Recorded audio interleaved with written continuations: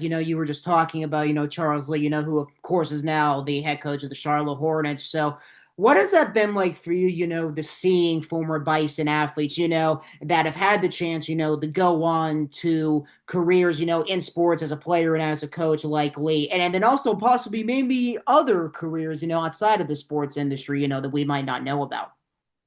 It's been great. Probably the very first was Brian Bailey. Brian is an assistant coach in the NBA now. He was with Utah, but I believe he moved and he's with a different team now. Obviously, Charles Lee was an assistant head coach or assistant coach for a long time, became an associate head coach for a number of years with Budenholzer at Milwaukee. They won an NBA title there. And then with the Celtics, they won an NBA title there last year, 2 years ago, however you want to look at it. And then, of course, became the head coach with the Hornets. But we have Ryan Frazier, who played basketball at Bucknell. He's an assistant coach.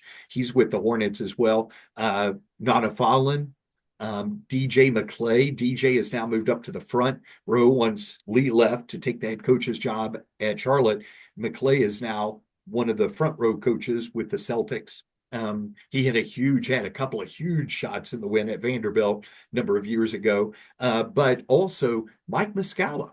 Mike was Bucknell's first NBA player, graduated in 2013, spent 11 years in the NBA. 2 years ago, again, however you want to look at it, was his last year in the NBA. But it was great being able to see these guys. How some of them went on to play in Europe, play really well, like John Griffin, the current head coach. He played in Europe for a number of years.